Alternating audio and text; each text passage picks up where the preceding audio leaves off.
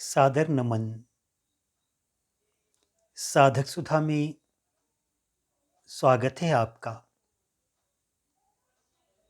आज का विषय है ज्योतिष, समस्या तथा समाधान, विवाह में देरी।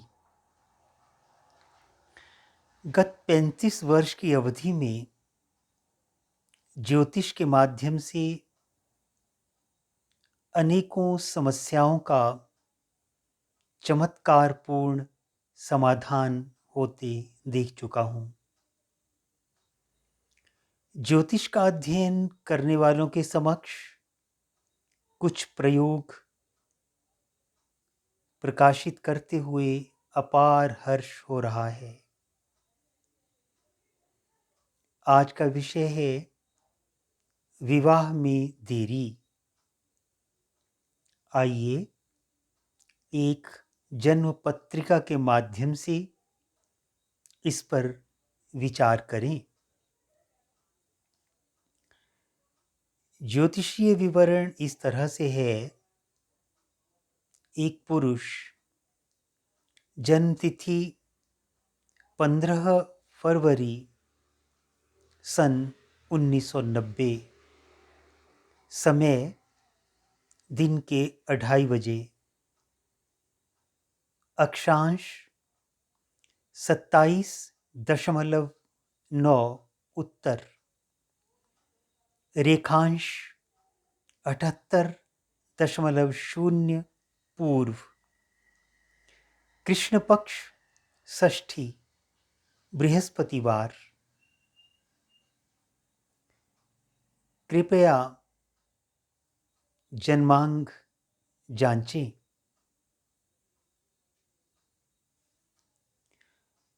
मिथुन लग्न, तुला राशि, नवांश लग्न कुंभ। इस तरह का यह ज्योतिषीय विवरण हमारे सामने है। जन्म पत्रिका में 7वां घर विवाह का होता है, अतः 7वें घर में जो ग्रह हैं तथा जो ग्रह 7वें घर को देखते हैं वे सभी विवाह सहयोगी ग्रह कहलाते हैं। ग्रह स्पष्ट में जो ग्रह सबसे कम अंशों का होता है उसे विवाह कारक ग्रह कहते हैं। अतः इस जन्म पत्रिका में बृहस्पति, मंगल, शनि, शुक्र तथा सूर्य विवाह सहयोगी ग्रह हैं। विवाह कारक राशि, 7वें घर की राशि को विवाह कारक राशि कहा जाता है। इस जन्म कुंडली में 7वें घर की राशि धनु है, अर्थात नवम राशि। यहाँ विवाह के घर के स्वामी की राशि है। अष्टक वर्ग बल चक्र में इसका बल देखने के लिए हमें अष्टक वर्ग बल चक्र भी बनाना है। यह भी हमने बना दिया। हमने पाया कि धनु राशि को सूर्य ने 5 अंक दिए, चंद्र ने 3 अंक दिए, मंगल ने 4 अंक दिए, बुध ने 5 अंक, गुरु ने 4 अंक, शुक्र ने 3 अंक दिए, शनि ने 3 दिए। इस तरह से पूरे 27 अंक बन गए। लग्न में बृहस्पति द्वितीय घर में केतु, पंचम भाव में चंद्रमा, सप्तम में मंगल, शनि, शुक्र, अष्टम में राहु तथा बुध, भाग्य स्थान में सूर्य। हमने राशि बल तथा विवाह सहयोगी ग्रहों का अध्ययन किया। हमें पता चला कि इस जन्म कुंडली में बृहस्पति, मंगल, शनि, शुक्र, सूर्य विवाह सहयोगी ग्रह हैं। इस जन्म पत्रिका में सप्तम भाव की राशि धनु है तथा उसका अष्टक वर्ग रेखा बल 27 है, जो मध्यम श्रेणी का बल है। गुरु, मंगल तथा सूर्य इस लग्न के शुभ ग्रह नहीं माने जाते, अतः सप्तम भाव इन अशुभ ग्रहों के प्रभाव से पीड़ित है। अतः यदि इनमें से किसी ग्रह की दशा वर्तमान में चल रही हो तो उस बाधक ग्रह की शांति विधि पूर्वक करने पर तुरंत विवाह होगा। 20/11/2020 ईस्वी तक इस जन्मपत्री में बृहस्पति ग्रह की महादशा चल रही है तथा चंद्र ग्रह की अंतर्दशा चल रही है। अतः दिसंबर 2020 में विवाह होना निश्चित है, किंतु यह तभी होगा जब हम गुरु और सूर्य की शांति कर लेंगे। पिछले कुछ समय के अंतराल में यह बात देखने में आई कि यद्यपि ये शांति इत्यादि यदि विशेषज्ञ पुरोहित करवाएं तो बहुत अच्छा होता है, किंतु कुछ समय हमने ऐसे देखा जैसे कोविड का ऐसा काल जिसमें लॉकडाउन लगा था, घर कोई आ नहीं सकता था, हम किसी के जा नहीं सकते थे। ऐसे में शांति करने के लिए ब्राह्मण देवता को कैसे बुलाएं, कैसे उनके पास जाएं, कैसे शांति करवाएं। इसलिए हमने यह उचित समझा कि ऐसा समय फिर भी आ सकता है, क्यों ना हम पहले ही तैयार बैठें। इसका समाधान यही निकला कि हम कुछ ऐसा उपाय अपनाएं जो स्वयं भी किया जा सके। इसके लिए हमने पाया कि इस जन्म पत्रिका में सूर्य ग्रह की शांति जातक स्वयं करे। वह क्या है, वह प्रक्रिया क्या है, इसकी चर्चा हम आज किए देते हैं। इसमें हमें सूर्य यंत्र अपने आप बनाना है।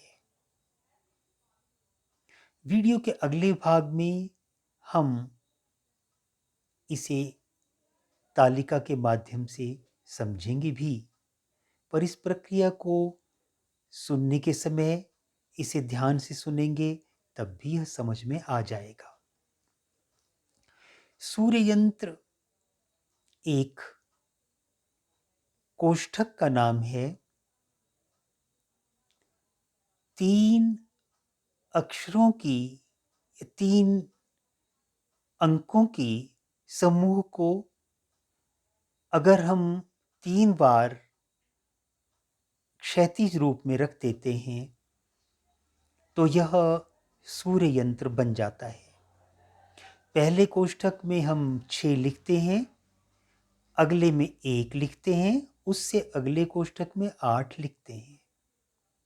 उससे नीचे की रो में हम पहले स्थान पर 7 लिखेंगे, उससे आगे 5 लिखेंगे, उससे आगे 3 लिखेंगे, और जो अंतिम इसकी रो है, उसमें पहले स्थान पर 2 लिखेंगे, उससे आगे 9 लिखेंगे, उससे आगे 4 लिखेंगे। इस तरह से यह एक यंत्र बनता है। यह यंत्र बना लिया जाए और 12 रविवार व्रत करने का कैलेंडर तैयार कर लिया जाए। व्रत रखना है। पहला व्रत जिस दिन रखेंगे उस दिन 5 माला का जाप स्वयं करेंगे। ओम ह्रां ह्रीं ह्रौं स सूर्याय नमः। इस तरह का यह बीज मंत्र है। इसका जाप हमें करना है। लाल रंग के शुद्ध वस्तु से बने सूर्य यंत्र के पास पूर्व दिशा की ओर बैठ जाना है। लाल वस्त्र पहन लेना है। लाल बिछौना बिछा लेना है। उस ओर बैठ जाना है। जाप करना है। उसके बाद सूर्य को अर्घ्य देना है। सूर्य के अर्घ्य में जो आवश्यक वस्तुएं हैं वे हैं शुद्ध जल, लाल चंदन, अक्षत, लाल फूल तथा दूर्वा। व्रत के दिन भोजन इस तरह से होगा। गेहूं की रोटी का प्रयोग करना है। दलिया, दूध, दही, घी तथा चीनी, इन वस्तुओं का सेवन करना है। नमक का प्रयोग उस दिन वर्जित है।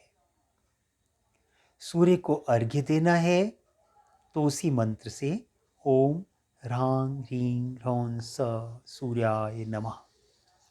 इसी तरह से बृहस्पति ग्रह की स्वयं करने योग्य शांति इसी तरह की है। गुरु यंत्र स्वयं बना लेना है। एक भुर्ज पत्र पर या किसी लकड़ी पर शुद्ध वस्तुओं से, शुद्ध द्रव्यों से, गेरू आदि से 9 कोष्ठक बनाने हैं।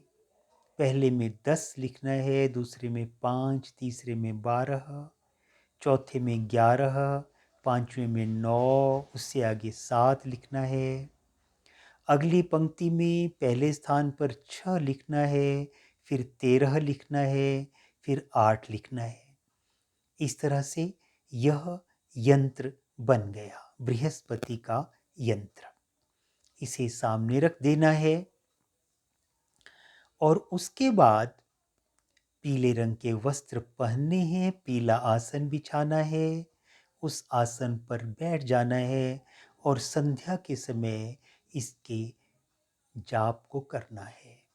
5 मालाएं पूरी करनी है और मंत्र वही है ओम ग्रां ग्रीं ग्रौं सह गुरवे नमः।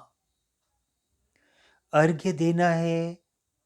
सूर्य को अर्घ्य शुद्ध जल से, पीला चंदन उसमें डालना है, पीले अक्षत डालने हैं, पीले फूल और दूर्वा डालनी है। उस दिन का भोजन चने का बेसन, घी, चीनी से बना खाद्य, चने की दाल, पीले फल इत्यादि पौष्टिक भोजन ग्रहण करना है और कम मात्रा में, परिमित मात्रा में ही लेना है। बहुत पेट भरकर भोजन नहीं करना है और केवल एक समय ही भोजन करना है।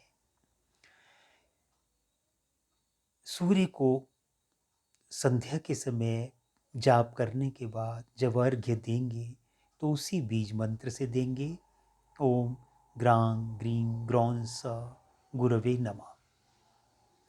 इस प्रक्रिया को दत्तचित्त ढंग से करना है। हमने इसके बहुत अच्छे परिणाम सामने आते देखे हैं। आशा करते हैं कि साधक इस प्रक्रिया को अवश्य अपनाएंगे और लॉकडाउन जैसे बड़े कष्टदायक समय में भी लाभान्वित होंगे। ईश्वर हमारे साथ हैं, डरने की क्या बात है। आशा है सब बातें जो चर्चा में लाई उस समझ में बिठा ली गई होंगी। फिर भी जो कमी अभी रह गई है वह इसके चित्रों के माध्यम से इस सारी प्रक्रिया को एक बार समझना है और उसे प्रयोग में लाना है। हम सभी की तरफ से शुभकामनाएं। धन्यवाद। आपका अपना रवि। नमस्कार।